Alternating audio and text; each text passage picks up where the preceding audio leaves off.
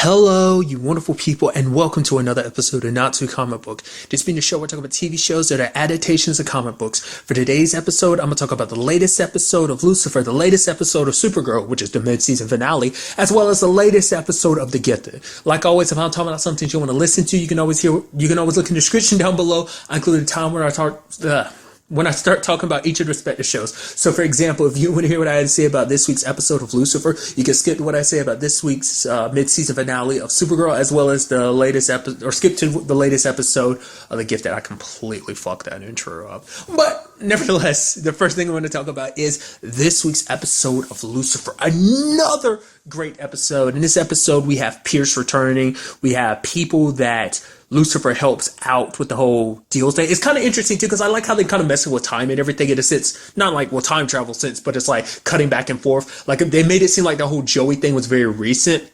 It's like the whole, because we haven't really cut to him doing those whole favors things. Like the moment we got introduced to him doing that again, there was like, it popped up like the next episode, but that was about it. But basically subsequently since he's been doing it, because for him, it's like, I have to get back my equal footing. It's like, no, show the Sinnerman who really handles favors in this town.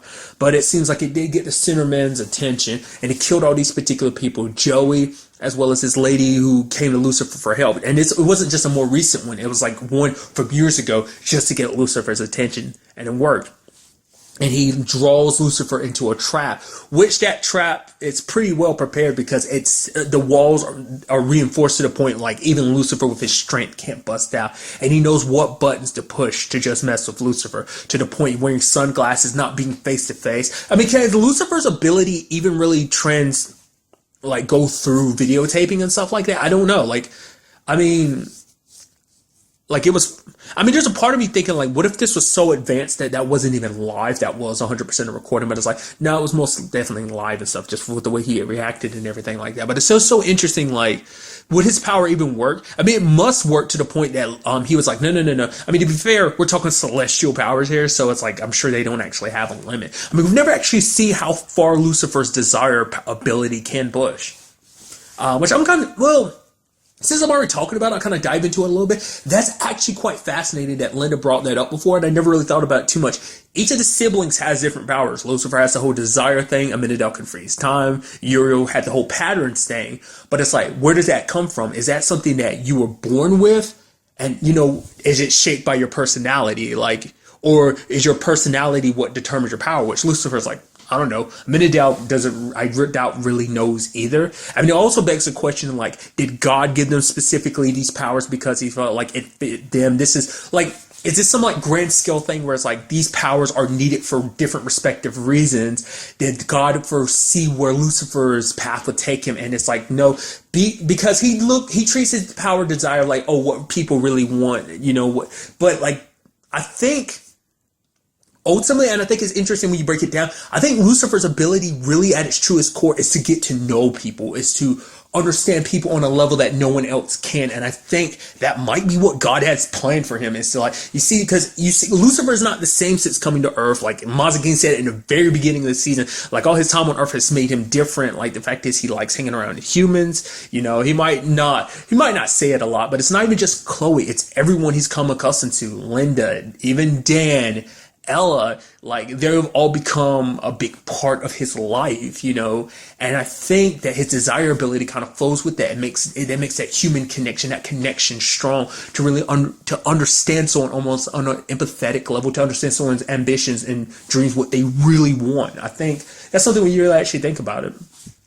But it does beg the question, like, or did all these abilities come from God himself? Did he decide to give some of his power to each one of his children individually? It's like, also begs the question, what about the rest of Lucifer's siblings? What about Azrael? Like, she had the whole blade situation, but it's like, is that just her ability? I mean, to be fair, the whole, like, Azrael's blade, like, it brings a killer up. So maybe it's like, if that's an ability, what would be the purpose of that? I guess in the grand scheme of balance, you need that killer and there's something to exist to counteract that. like I said, I'd be so curious to kind of meet Azrael to find that out. Like, is Azrael like that, or is that kind of part of Azrael's power? She channels it into the blade, or is the blade her power? And it's like it gives her immense. I mean, that thing has the power to kill anything, as we saw. It can kill Uriel, so it can kill any celestial being and make it so that they are nothing. There's no coming back from them. So it's like, I don't know.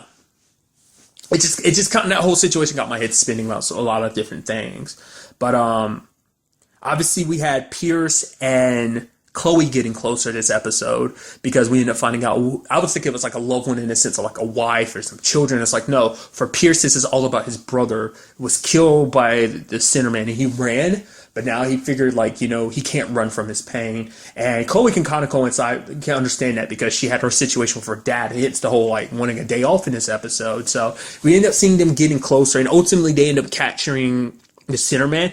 Lucifer doesn't say it, but you see it when he looks at Chloe like, oh my God, you're okay. And he looks at Pierce, because yet again, when he wasn't there, Pierce was there for Chloe. And I think he had that moment when he spans across the entire room. Mainly it's to be like, okay, now I can go after the Sinnerman. No one's there to kind of get in my way. But I think it's also a different perspective of looking like everyone's advancing. Like, it's like he sees Chloe looking at Pierce, and I think on some level he feels that and knows that, but he doesn't want to, I don't think he wants to really act upon it, because Lucifer's still in that stage of like really being afraid to go forward, because he still thinks of the whole like grand scheme of things that Chloe was put in his path, and that any feelings that she might have, anything that might happen between them might not be real, because it's like there's no way she could feel the way she really does about me, because any feelings she really does have for me, it's like they're not genuine, they're just crafted by my father. So there's that whole situation. So, but to show you at the very end the Sinnerman going as far as he did, stabbing his own eyes out, did not see that coming.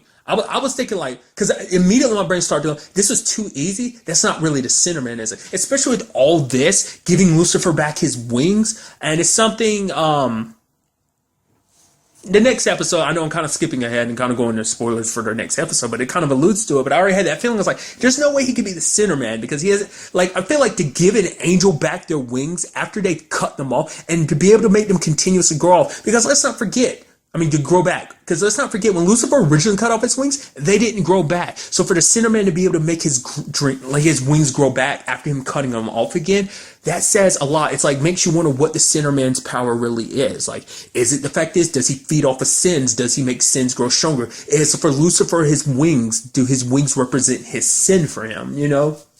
Maybe that's what this is all about, because maybe Lucifer's trapped in his own hell because he feels guilty about everything, not being the perfect angel, not being the perfect son, and just resentment for his father and everything. That's what his wings represent. They represent who he was and everything that he lost, that maybe on some level Lucifer wants to be an angel again.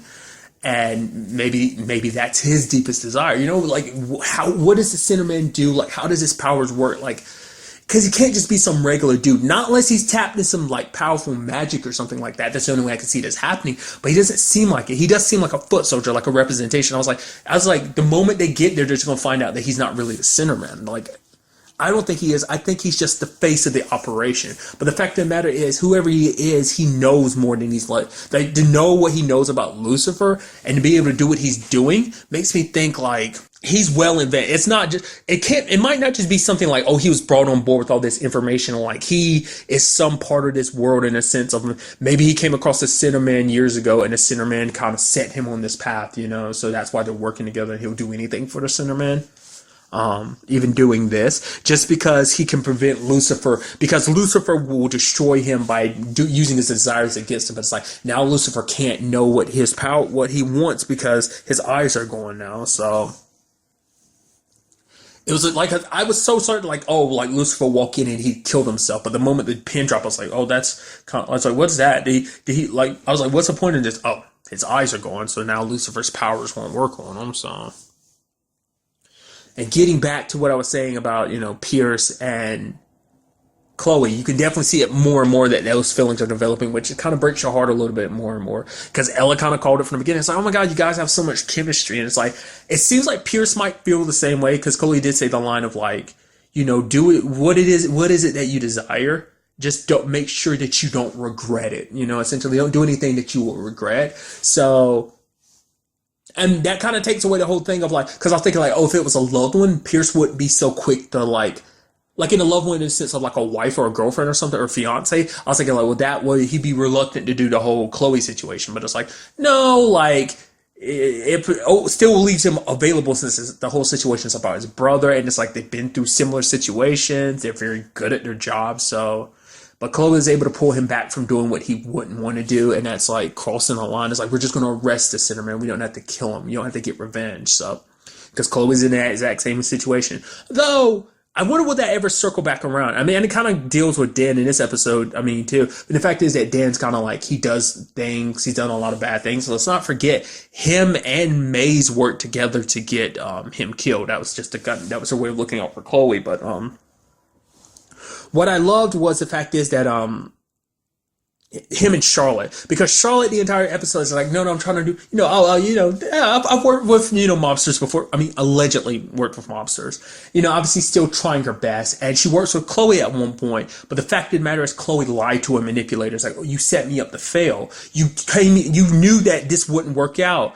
And rather than telling me the truth, you let me go on like this because you didn't actually believe him. And she's like, well, the fact of the matter is, how could I believe you after everything that's happened? And she's like, right. She's like, but the fact that you're trying, that means something. But that was still hurtful. And I think Chloe kind of felt bad at the end of it because like she's like, I'll get someone to, she's like, no, Charlotte's like, I'll get my own way home. And it's like, that's sad because for Charlotte, like, no matter what twist and turn she's trying, like, Ella, kind of gave her the benefit of the doubt last episode. And it's just like, I love Ella being like, whoa, who should we say? What? It's crazy. She's working with the DA now. Come on. Like, that could happen, for a multitude of reasons, not like one particular person's to blame essentially, so, but, we did see her and Dan kind of bonding. For her, it's like, no matter what she does, she feels like she's screwing up all the time. I can't do good. I can't do right. Even when I'm trying to do the right thing, it doesn't work. But once again, Dan knows a lot. Not just that instance. Let's not forget the first season in particular. Dan's done a lot of things. He's messed up on a lot of fronts. But it's like, at the end of the day, all you can do is hope that you're doing your best. All you can do is try your best, Being good, transitioning over isn't going to be the easiest thing. No one expects you to do it all in one day. But the fact is that you're willing to try speaks volumes. So it definitely seems like we might be heading in the direction of like rekindling that whole situation. It's still going to probably be super awkward considering like, well, Charlotte doesn't remember everything, and it's not like she could really tell anyone that because everyone would think she's crazy, and that's kind of the whole reason why she's trying to avoid that whole situation. So I do wonder what that means going forward, or will it just be like a friend situation? I do love the fact is immediately after last episode of her being like, oh, I'm gonna take that job, and we immediately see her in that job. I love seeing her more and more. Like, I wonder if she's gonna be a permanent member of the cast or not. That'd be kind of sick if she was, just because I love her. Just because, like I said, it's just like a different representation of the character. You had like the goddess inside of her last season, and now you're getting to see Charlotte, but not even the Charlotte we knew, just the Charlotte we didn't get to know. This is like a Charlotte. So technically, this character has existed in 3 different forms. The original Charlotte, which we never really got to know. The goddess is Charlotte, which I guess on some level kind of coincided with Charlotte because she was trying to pretend to be Charlotte. And now this Charlotte who's trying to be good, but we do see peeks at who she was kind of seeping through as she's trying to go down the path of being good. So that's kind of cool. And then also the other thing is the whole triangle situation with Maze, Amenadiel, and Linda, because you had like Linda and Amenadiel bonding, because it's like, oh, I thought it was kind of interesting too, breaking down like Amenadiel's power too, because it's like, well, his whole ability is like freezing time, and it's like, well, Dad never told me I needed to avoid people. That's just something he did on his own, just kind of naturally gravitated that way. But having that ability of never really interacting with people, very lonely, I guess, because in Amenadiel's eyes, he always felt kind of above it, but I guess maybe on some, but now he feels differently about it. He's bonding with humans, hanging around them, seeing kind of the greatness about the wonderfulness about them. But the moment you saw Maze walking your life, she's like, whoa, this is weird. My ex and my best friend. I was like, whoa, something's up here. Something's up. Which is kind of interesting too, because like the first person she visited was Linda. Obviously in this episode, she never met up with Chloe. Maybe that's something we'll kind of see in the next episode. I would assume, just because that's her other bestie too. So. Well, not just bestie, roommate. But this is May's first time like really being fully back. She popped up a few episodes back this season, obviously, but that was kind of like a one-off episode thing. So she's still kind of doing a little soul searching, doing not really soul searching, the whole bounding on her thing, but still, this is kind of her first time being back. And obviously, she had a problem with Lucifer with the whole situation because it's like, okay, you're ignoring my problems. You want to focus on yourself. You're still being selfish and whatnot. I thought we were kind of past that because they really duked it out last season because of that whole situation of him doing stuff behind her back, not telling her everything. And it's like she feels left out because, and it's something she got into. Like the moment she started like acting like that, it kind of started getting in my head like, okay, is this about like the fact is that your ex is hooking up with your best friend? So obviously, on an emotional level, it just bothers you. But then it's something that also what she said is just because things are changing. And immediately I was like, yeah, that's the biggest thing. Because while she was gone, everyone's lives moved on without her. So it's like Linda and possibly Amenadiel. And it's just like, she doesn't want to admit that Amenadiel means something to her. Because the only reason why that relationship fell apart was just because it's like, because the thing is, because it's like, because of the whole manipulation thing caught between him and Lucifer, but now that's kind of out of the way. The bridges are slowly mending together. We haven't actually seen all three of them together in the same place in a while.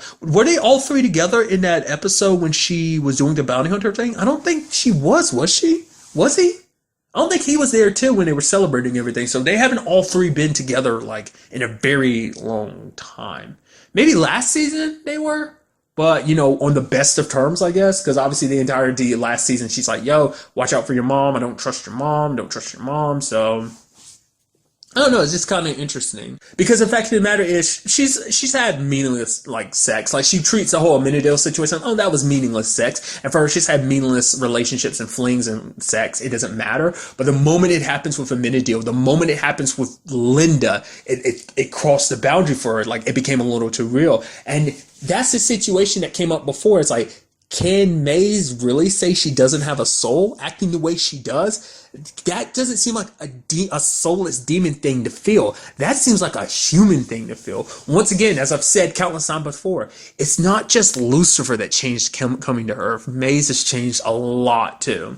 So, I kind of brought it up in that episode about Reese, Linda's husband. That whole situation, like we got a little peek at Maze, who she was like back in season 1. Very different from how she is now. Like she's not as overprotective, being the like overprotective bodyguard that she once was. So I did like that Lucifer kind of put in perspective for like, you know, you're upset that they were talking, right? You do realize that is her job, right? And then it's like Maze go, all right, yeah, that's actually a good point. I like that. Once again, as pointed out too, Maze still doesn't know the entire situation. I think I remember seeing a preview for it like a while back. Basically, it's a scene where Lucifer's on a like beach and he stretches out his wings, and I think Mazakin's behind him. I could be mistaken, but it's like that's why I'm so like that still has not happened yet. Maze still doesn't know the full story about what's going on with Lucifer right now, which I'm sure that's probably going to piss her off because it's like, in no point in time did you ever tell me. It's like, well, you've been off doing your bounty hunter thing. I've been trying to deal with it and the whole Sinnerman situation, which looking at the previews next episode, she's about to find out the truth about the whole situation. So whether it's going to work in that exact situation, you know, because, you know, maybe that's a situation that never actually, maybe I misread, like, watched that. Maybe I'm misremembering that. Maybe I thought it was like that, but maybe that particular shot or scene I'm thinking of was something else entirely, which I have to wait and see. So, but sadly, it does seem that, and Maze is just kind of like, okay, just don't, you know, I mean, he means nothing to me, but still, you know, you're my best friend and he's my ex. I mean, I'm amongst many ex, but I'd still rather you not did anything. And it's like, they obviously did it. You see Linda and she feels so bad about it, considering the fact is that's like one of her besties. Like, because the fact of the matter is, outside of this group, we don't really know much about Linda's personal life. I mean, obviously, aside from her ex-husband and this whole situation, but it's like, other than that, like, we don't really know any of her friends and never met any of her other colleagues either. So outside of this whole celestial group, I don't think she really has any friends. So for her, like, this is kind of like very important to her in that sense. So for her, it's probably like crossing that line with Maze is like, it's probably heartbreaking, but it's like she feels the way she feels about Amenadiel. And looking at those previews again, I'm like, they set that up. I don't know if that really caught my eye just then. I was like, I think I was thinking that, but I don't know. I didn't think it was going to happen, but it happened, and it kind of sucks now. Because it's like, you know, she's going to feel bad about it because it's like, well, there's the attraction between them, and obviously, but then it's like, shouldn't we stop for Maze's sake? And obviously Maze has still, I'm sure even Linda can read that Maze still has feelings for Amenadiel, whether she'll admit it or not. So everybody's relationship situations are all over the place, you know? Because not everyone in the show is willing to say what they really mean to say. They just, because for them it's a lot easier not to, because it's like, no, that's not, in Maze's case, it's like, no, that's not my nature to be like that. For Lucifer, it's the whole, his dad situation, and for Chloe, it's just because doesn't want to be hurt, because it's like, because she doesn't know where Lucifer 100% stands, so there's that whole situation, so. Overall, a great episode. Like I kind of alluded to some of the stuff I saw in the previews. I am very interested to see what goes down in the next episode with this old Sinnerman. I've been waiting to get back to this main plot point, which at the same time, it's doesn't change the fact that I've still been enjoying the story so far with everything. But I'm so that's the main plot point. You're like, ooh, tell me more about this Sinnerman. I got to find out what this whole situation's about. So we're definitely going to be diving a lot more into that next episode, and I'd love to find out what that's all about. And now moving on to this week's episode of Supergirl. This week's episode being the mid-season finale, and I think they did a fantastic job making this the mid-season finale point. This is the perfect point to go we're going to leave you on a cliffhanger. I figured they would, but such a good one. So much went down in this episode, but I feel like why even beat around the bush? Let's talk about the big thing. Kara getting heavily beat up in this episode. It's holy crap. Kara's never had a fight that one-sided before. She's landing blows against Rain, but ultimately it's nothing. When it's all said and done, Kara's bleeding. You even see her look at it, because it even got me thinking, Kara's never bled before in this entire series, and Rain's making her bleed. It's wait, what's up with that? She messes her up. She's got black eyes. Kara's never been that messed up against, no matter who she's fought against. Most people she goes up against, she might be a little caught off guard, a little knocked down, but she's never, out for the count like she was against Rain. And it's holy crap. She literally went up against herself last episode, because obviously there's a comparison, because obviously she went up against Superman last season, both going at it full strength, and she beat him.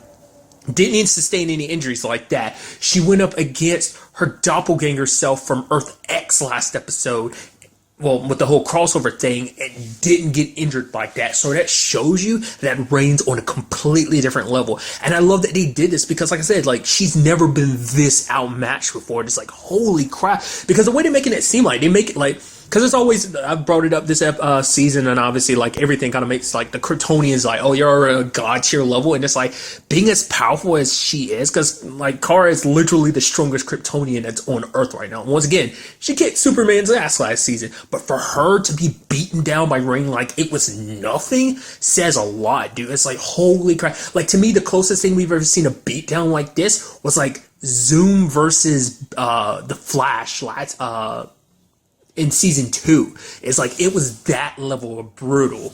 Because things with Savitar were a little definitely outmatched, but I feel it never got, I don't think it ever got as bad as when it was against, when Barry went up against Zoom, but this is the worst it's ever gotten. It's holy crap. Because even Alex herself was yo, don't act human. I want you to drop all that, go full Kryptonian, go full alien, do not hold back. But it's even that was not enough. It's she, like I said, she landed some good blows and stuff like that, but it's holy crap, dude.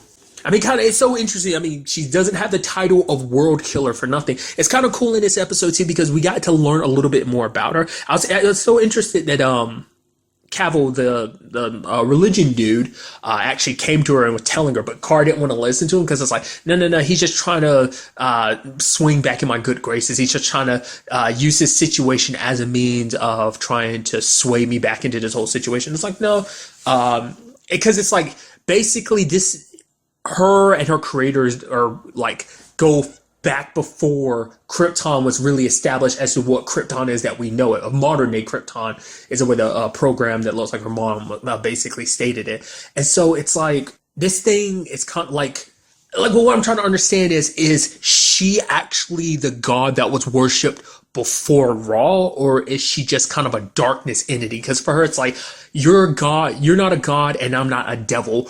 I'm just one that seeks truth and destruction. Basically, her thing is chaos, because it seems I was actually surprised to see that Sam still had some control, but it seems the moment things kind of trigger something in it, because it's kind of interesting, because it's not she's going mass destructive level. It's no, she's going after specific targets, because it's I guess her programming is to wipe out chaos and essentially evil, but she kind of goes about it a different way. In her mind, she's doing justice, so she went after those gang members. And I appreciate what the episode did to him. Rather than fully revealing her, the episode kind of treated her like a monster, the way she was snatching people up and just throwing them down like it was nothing.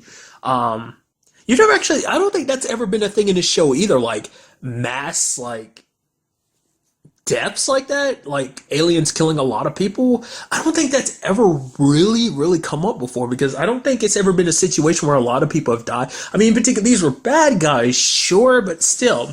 And there's a whole Morgan Edge situation, and it's like, oh, the bastard had his panic room lined with lead. I guess after Supergirl's last visit, even as cocky as he is, I guess even he had to be like, well, got to prepare something. Which kind of got me thinking about something too. I didn't even think about this last time. It's like, well, does kryptonite work on her? Because I didn't even think about the fact that kryptonite might work on Doomsday like it did in like Batman v Superman. I never even thought about that before, because technically the way Doomsday works, Doomsday is typically born from Kryptonian. So I assume the same thing can apply to Reign, but the fact of the matter is, it's like, well, I mean, who knows? Like, she might work a little bit differently. I think it was in Smallville that Doomsday actually fed off kryptonite. Or I might be remembering that wrong. I felt like there was somebody, I know Metello kind of, but it was like, I felt like there was someone else that fed off of kryptonite and actually got stronger off of them, making them even more of a worse enemy for a Kryptonian. So I don't know if it's going to be something like that. Maybe she is kind of like she's designed to be like the opposite of Kara. Kara's like supposed to represent the light while she represents the darkness. But even if she's kind of like, that doesn't apply here. I'm here to seek truth. That's all I am. Well, end up destroying worlds along the way. It's like, holy crap. I'm so interested to see what they do with it. Because what I love too about this, because the episode being structured the way it is, obviously it started off very lighthearted, and then it ends off with a gut puncher of just like her being tossed down. Like the entire city is seeing that their hero is down for the count like that. Once again, kind of making the comparisons to Flash and Zoom. It's just like, holy crap, wait, what? We're in deep trouble now. Like, if she wanted to, she could wipe them all out. But it doesn't seem like that's her main programming, at least for now.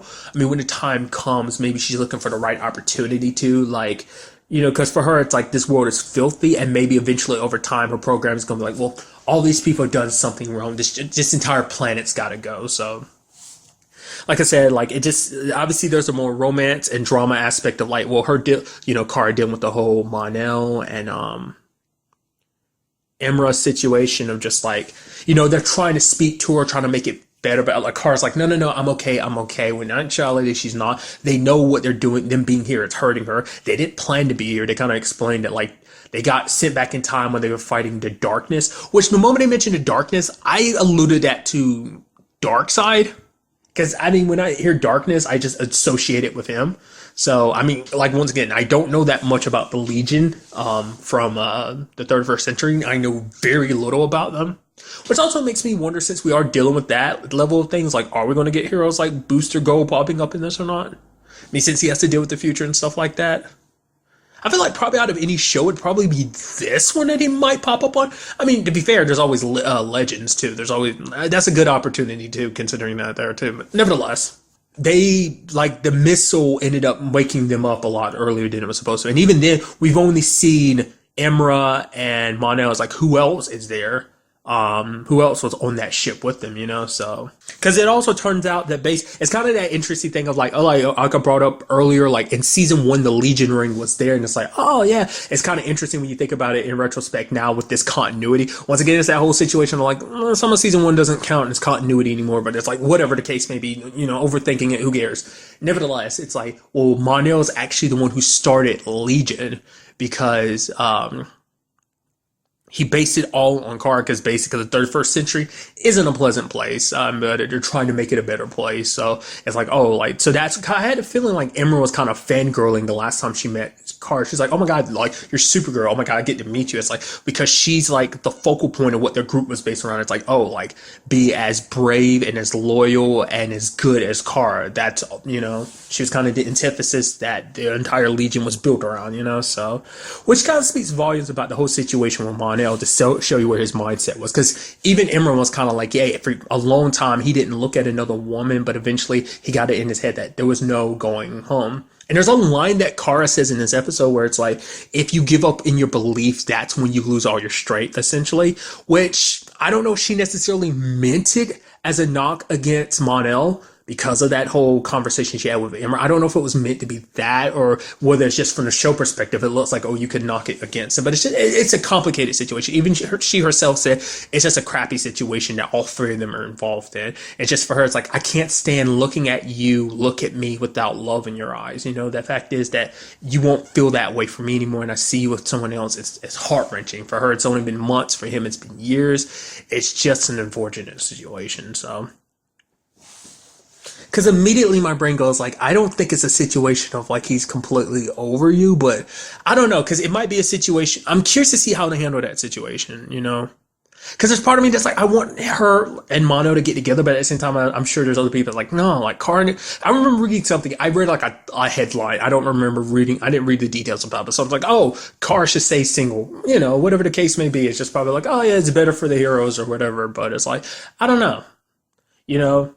It's a lot for Kara to kind of have on her plate. Now she's dealing with this. But going back to it, just kind of have a despicable person Morgan Edge is, using this as this whole situation. You know, him, Lena and Jimmy visited him, calling him out for all this. He's like, it's not me. And then basically using it as an opportunity to try and kill Lena. I was like, man, you were just the worst human being. And then on top of that, be like, oh, it might have been Supergirl. He definitely didn't look worried at all when he saw that Kara was knocked down, because it's like, well, it doesn't matter. I was like, oh, one less thorn in his side. Because for him, it's probably like, oh, this is actually the perfect time to kill Lena, since like her guard dog isn't around, essentially, you know? So that's what I'm thinking. He looked them up. But then again, it's like, the only thing keeping Rain from coming after you was Kara. So it's like, now that she's out of the picture, you're free reign. Like, once again, we don't even know her limitations yet. Like I said, like, we don't know, like I said, if kryptonite would be her weakness or not. Most of the kryptonite's been taken out of play, because Superman made sure of that last season. So I don't think there's like a lot left to, you know, make anything of. So I don't know. It's all like very fascinating. Also, the whole Jimmy and Lena thing, like, I love the fact is that everyone was like, yo, check this. It's like, you two totally have a thing for each other, and they like finally made out. It's just like, once again, it's something I brought up an episode or two ago, like when you saw that look, and I was like, wait, is there something happening there? Once again, it's like, Jimmy is Superman's best friend, and Lena is Lex's sister, so it's kind of like, it's such a weird, it's a like, considering the connections, it's kind of like, whoa, there's so many layers to that relationship. And there's also another side of things that's kind of sad too, because for Kara, it's like, she's never had best friends before, like, because Sam and Lena are her first like real best friends, because obviously like Kara's like, from even the entirety of the show, like, Kara's never really had many friends. We find out that the one friend she had when she was younger died, so that's super depressing. But she never really got close to people. The people she got close to are Win and Jimmy, and obviously everyone at the DEO, like John. So it's like, but it's kind of a different thing with Lena and Sam, because it's like, oh, like, those are friends that exist outside of work, and these are people she gets close to, and it's just like, she's never had that connection with anyone. Like, she has Alex and everything, but that's family, you know? Friends are different.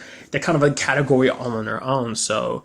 And now it's like, well, unbeknownst to Kara, she's dealing with the whole Sam situation.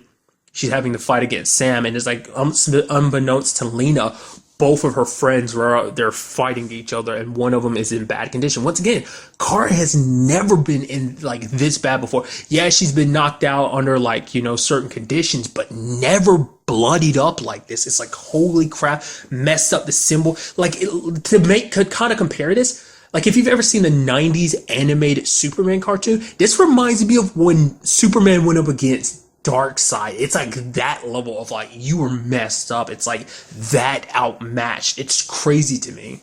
I'm serious. I'm super curious to see what happens with this whole Sam situation, because we see the episode ends off with Ruby calling her, and she's kind of clenching her fist, and she quickly turns, and it ends there. But the question is, like, you know, like, the more time that passes, the less and less of Sam there is, and the more control Rain has. I'm so curious, because like, I guess this is like, she's been set up already. Our main antagonist has stepped into the stage, and it's like, what do we do? Like, especially because I'm about to call Central City, National City's hero is out of the picture. I wonder if there's going to be an opportunity for Superman to pop up and be like, yo, like, hearing about Kara and whatnot. I mean, he might choose not to come. I mean, really, that also depends on the show and whether what they decide to do about this. It might also be an opportunity. I saw the title of the next episode, so it has to do with the Legion in the particular title. I didn't read any descriptions or anything, so I'm curious: is it going to be like an episode showing us the 31st century, or is it going to be like all the other Legionnaires are like waking up and it's like we got to fight against her while Kara's getting better? So I'm interested to see how that all goes, how that all kind of plays out. Another thing that did cross my mind too is when this is all said and done, is this going to be a situation where Lena ends up finding out both their identities, finding out that Sam is Rain and that Kara is Supergirl? Especially because it's like, well, considering the situation that Kara's in right now, well, Supergirl is in, Kara's probably not going to be around for a while, so I'm also curious to see what happens to Kara after this. Like, Kara's already been shaky from the start because of this whole, like, situation and just a broken heart and just, wanting to be Supergirl all the time. It's like, it's a lot easier to be Supergirl than it is Kara. But now it's like, like I said, this is a fight that will shake her confidence. It's like, she's never been at such a heavy disadvantage before. So it might be a situation of like, even being Supergirl isn't enough. It's like the last leg she can stand on, the last foundation to her everything, her existence, her life, just kind of got swept underneath her. So we will just have to wait to see what goes down. Supergirl returns on July 15th, so we're going to be waiting quite a while, but I'm so interested to see what goes down in the next episode. Like, what happens for the rest of the season? Like, what does this mean? And also, like, what does this mean for Ruby with the whole situation of, like, considering who... I mean, once again, like, Ruby's meant to be, she was kind of a defect in Sam, because Sam was not supposed to have children, because getting pregnant actually screwed it up. So that, remember, Sam's supposed to get her powers sooner than she did, like when she turned 18. But because she had Ruby, it kind of messed that all up. So makes you wonder, did any of that pass on to Ruby or not? Or is it just all within Sam or not, Sadly, we'll just have to wait and see. And now moving on to this week's episode of The Gifted. Another great episode. A lot of things went down in this episode. We're going to have to break things down bit by bit. First of all, there's the telepath girl, her name is Asme. It's hard to say what side she's on. I'm not sure whether all the manipulation in this episode is because she's secretly one of Campbell's, controlled mutants or what, or whether it's just she's so desperate to save her family that she's willing to push other people to do it. It's so interesting. And I also like the fact is that because she has her telepathy ability like that it can manifest like that you can, I guess I shouldn't be too surprised, I guess that kind of goes hand in hand, but to the point you can actually like implant things in people's heads, like, because she got inside of Lorna's head and started messing with her dreams, creating that whole nightmare about a baby, knowing, because her telepathy also works on an emotional level. She knows exactly how you feel too. So she knows like probably Lorna's greatest fear, and she just used it against her, So once again, it's like, it's hard to say. It seems like, especially with her reaction at the end, makes it seem like, no, that was 100% like she just needed to get to her family. She was worried and scared, and that's what this was all about, because she pushed the buttons everywhere. She knew that if she got Lorna on board, she'd end up getting Marcos. John was already conflicted just because of the whole... I mean, she used Pulse as a way of kind of pushing his button to kind of go. Because even Sonya was like, don't you think it's a little weird that she knew about Pulse? And it's like, well, yeah, because she wasn't there, but it's like, the fact is, shouldn't you be a little more upset? The fact is that she knows about Pulse means she was either rummaging through your head or someone else's head. But I guess it's like, well, someone else could have easily told her or something like that. But it's still like, I don't know. I'm very distrustful of her after this episode just because of that situation. Because even at the end, you can't even say like that couldn't have just been planned. I mean, to be fair, compared to any of the others controlled, it's like she's not in the same state. So it's like, no, it is at the end of the day, like still like she was just doing it because she was that scared about her family. Nevertheless, it still doesn't change the fact that you can't trust her going forward. I mean, the moment the team finds out, because of her, everything kind of went wrong this episode, because she kept pushing them to save her family and everything. She put the rest of the team in danger. It's like even Marco's warned us, like, we could get killed. But at the end of the day, she was so concerned about saving the people she was worried about. I mean, I think that's mainly because she got inside of the mutant for last episode. that was under control. Like getting inside her head kind of really set this all off. But I don't know. I'm very interested to see kind of what goes down with that whole situation. It's almost kind of interesting because her ability kind of almost works to a slight degree. It kind of works very similarly to Sonya. Sonya's is kind of all about getting inside of your head, and it seems like part of, well, I mean, all of her ability seems like about getting all inside your head anyway, too. But a big part of this episode was also dealing with Andy and Lauren, because it's like, you know, at the beginning, Reeve still hadn't told his family everything. He just told Caitlin this episode about, like, oh, him actually being a mutant. Because he brought up something I'd brought up previously. I thought, like, the mutant gene was kind of random. I thought it might have had, like, some familial element to it, is what I thought.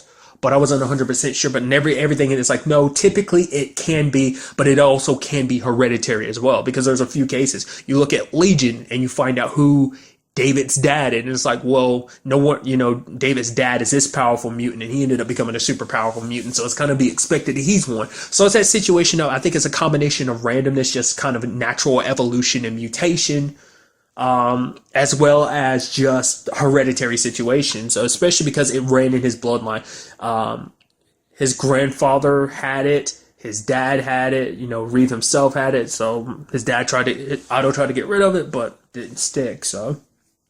But even Andy and Lauren kind of did a little research, and so in particular Andy finding out about their Otto's family, and in particular the twins, his grandfather, was it Andre, and his aunt Andreas, just kind of how powerful and destructive they got. And Reeve ended up telling them this episode. Initially, he was like, he didn't want to tell them because Caitlin was like, no more lies. Basically, lies are what kind of got them in the situation they are now. Maybe things would have been different if Lauren had told them sooner. Maybe they could have been in a situation where it's like, okay, like, you know, Andy wouldn't have been in a particular situation he was in, you know, led to like unleash his powers. Maybe they could have helped him come into his powers in a more quiet way. Then again, considering what Andy's ability is, who knows if there's actually a quiet, peaceful way to kind of break into that. But also it's like, well, what about Otto? If Otto had lied and if he had told Reeve the truth, I mean, ultimately it turns into a situation of what if, like, who knows how their lives would be different. Even Reeve has to ask, like, if things were different, if you know what you knew now and back then, would we have what we have now? I mean, that is the question. I mean, because it doesn't seem like Caitlin is very anti-mutant. It's just, it's a situation of growing up in the particular situation they've grown up, especially, you know, Reeve being a prosecutor for that whole situation. So it gives you a different mindset. So if she had known from the very beginning, I mean, who's to say, you know, it's like maybe all these circumstances, finding out that her kids were mutants first, and then now finding out that Reeve was potentially one too. Maybe that, you know, or not potentially was one. Then that does beg the question of like, would things be different or not? You'd hope they wouldn't be, but with this whole situation, you never know. That's the whole possibilities of what if, which is also makes the question like, what was going to be Reeve's ability? Like, because we see like it seems, because even his dad had a different ability than, you know, the Struckner twins from before. And it seems like it repeated in Andy and Lauren, just because I wonder, is it just because like they're twins and it mutated like that? Like is that ability like a recessive gene that the moment twins were born into the family? Like, I mean, obviously like maybe it just kind of coincides because twins are kind of a recessive genes in certain families anyway. So maybe that's kind of how it works, because we saw what Otto's ability what kind of was. So it's like maybe Reese would have reflected that. It does, because it does seem like abilities tend to be hereditary too. Like if you're possibly a telekinetic, that means your family's going to be telekinetic, as your children are going to be telekinetic. Because it kind of seems like, considering who David's dad is, but then again, it's like his dad can't do all the stuff that he can, at least to my knowledge. Once again, asterisk, I literally have to do this every time. Not that familiar with comic books. So it does beg the question, like, I don't think that particular character, I'm beating around the bush who his dad is. Obviously, if you've watched the show, you know anything. Like, I've known for a while who his dad is. Even before I started even watching the show, Legion, I knew who his dad was. But nevertheless, like, if you don't know who his dad is, I'm not going to spoil it for you. If you want to, you can look it up yourself. I just won't say it. But it's like, considering who his dad, like, I don't think that character has ever had abilities like David, because David can pretty much do a crap ton. It's still not 100% sure what his limit is. Nevertheless, that's going well off the beaten path to a certain degree, I guess, because it's all X-Men related. So, I mean, it's not that far off the beaten path. But it's kind of interesting when we get a look at Lauren and Andy when they actually combine their powers, because it's like they kind of have to will it. It's not just like, oh, it happens by accident. They have to kind of put a little effort into it. But it's so interesting because it's like for them, the entire world disappears. It's more like one mind, one body, and one soul. It's like two twins coming together, and it's almost like they had this one great power, but because they were twins, the power got split between two people. It almost seems like how it's operating, and it's like when they combine their powers, they become of one mind and focus, and it's just like. And they were like, we could feel it. This power surge. It's like nothing can stop us. We can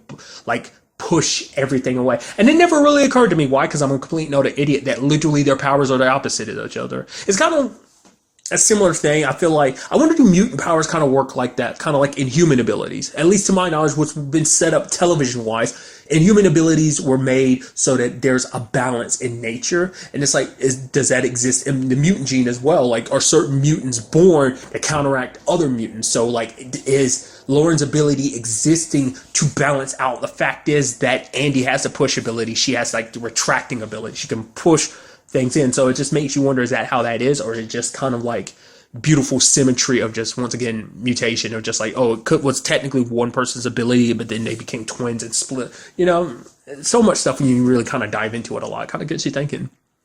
But it's scary to the point like Reva's like, no, stop that, and it has them terrified. Like no one else knows what they're capable of, you know. And for Andy, he kind of, like I say, because Andy's the one that's kind of the most like for it, because it's like, oh, I got this power, but his dad's like, you can't always control your ability. You've always had the least control when it comes to your powers and stuff like that. I mean, to be fair, Lauren's had like 3 years of practice when it comes to her ability. To be fair, hers isn't as destructive as Andy's is, whereas Andy's is more destructive. Hers is more defensive and more, it's more so used as a shield rather than offense a lot, whereas Andy's is pure just ripping and pushing things apart. So there's that side of it. Once again, also bringing the element of like, oh, one representing like the Brotherhood and one representing the X-Men, and just kind of like that. It's almost the yin and the yang, especially them being twins and everything. With the light, there's a little bit of darkness. With darkness, there's a little bit of light. Like, not saying that just because he's, you know, the darkness in like that Andy's like evil or anything like that, but it's just kind of that push because he wants to feel special. He wants to feel important. You know, that little bit inside of him there. It kind of shines through. But you also see a little bit of that light where it's like he kind of keeps himself in check, because the moment him and Lauren were about to use the power, like Lauren was like, what are you doing when he stopped? Because he's like, no, we can't. We're literally going to kill everyone in here. And even Lauren had to be like, holy crap. Like, she got so swept up in the ability, she didn't even think about it. Because it's that intoxicating. We see what kind of happened to the previous twins. Like, once you start using that ability and you just succumb to it, there's no stopping. Especially because we don't know just how powerful they can be. We don't even know how Otto's Andrea and Andreas were stopped to begin with, you know? It hasn't really been delved into yet, so I'm very interested to see, like, find out, like, what that all means, you know? Like, I mean, finding out what happened to them, you know, to see, like, did they find a way, did they stop themselves, or did someone step up to stop them?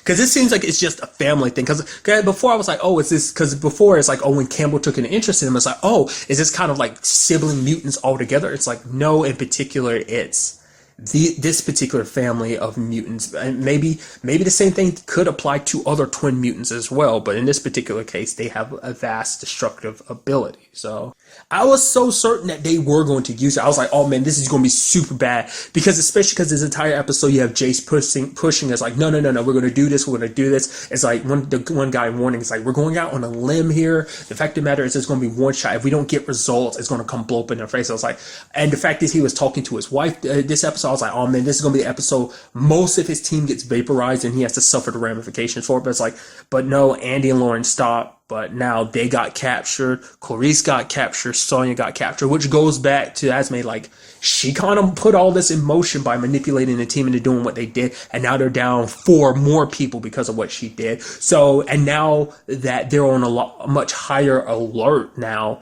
because of this whole situation, that they won't get another chance to strike like they did. Because if they did a strike, it had to be a full frontal assault. And even that's suicide in this particular situation. So, because I kind of was halfway not expecting things to kind of work out for Jason this episode, but it did. But sadly, the fact is, because he has Andy and because he has Lauren, that means Campbell has exactly what he wants. But the thing is, Jace doesn't realize what he's handing over to. At the beginning, he's just kind of like, okay, whatever, you want the twins, whatever, fine, sure. But now it's like, you know, they're going to be his experiment. You know, he's going to try and get them under his control. For what purpose exactly does Trask want them, like, mutants under control? Obviously, it's working, like, they're doing their own little thing, and it kind of works alongside Sentinel service, but they're still like their own private thing. So it's like, what do they have planned? Like, what would you do if you have Andy and Lauren under your control like that? This is kind of the worst possible outcome for Caitlin and Reed, because it's just like they just had their baby snatched up in front of them, you know?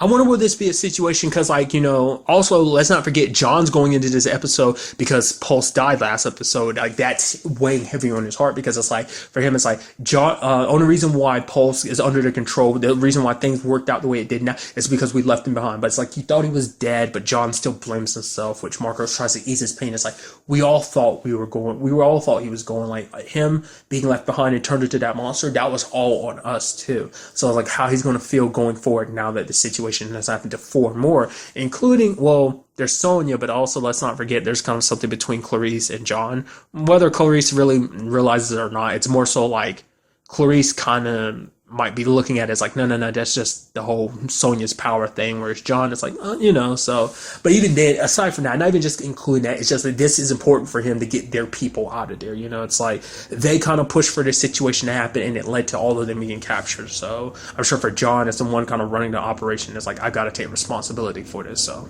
What I also like, too, is really quickly, I want to bring up something I almost forgot about, like, the whole beginning thing, it kind of plays into the whole, like, seductiveness of this power, is the fact is that when Andy and Lauren, did it before, it was by accident, they kind of shook it off, but even they admitted later on in the episode, they're like, ever since that happened, they couldn't focus on anything else, like it just kind of stayed rattling in their brains, and on some level, I think it probably helped bring Andy's powers to the surface, because that feeling, that sensation, it probably triggered in his head when he was being bullied and just wanted to push everything away. A little bit of that sensation was left, but even Lauren probably felt it too, but she was probably like, no, maybe I'm thinking too much. On some level, she probably always kind of had a feeling subsequently since then, like Andy might be a mutant too, but maybe she felt like it would have been, like, if he came into his powers, it has to be of his own volition. It can't be her pushing him to do it. You know, it's like, if she's got this big secret, maybe she didn't want to push her brother to kind of have that bit of secret too. So, I don't know, it's just something kind of interesting, just kind of showing you that a little bit at the beginning like that. I thought it was kind of pretty neat. Like I said, I'm very interested to see what goes down in the next episode with this whole chaotic situation. But really, that's all I want to talk about in this episode. Till the next time we meet, be happy, be safe, live life to the fullest, and enjoy it. Good day and goodbye.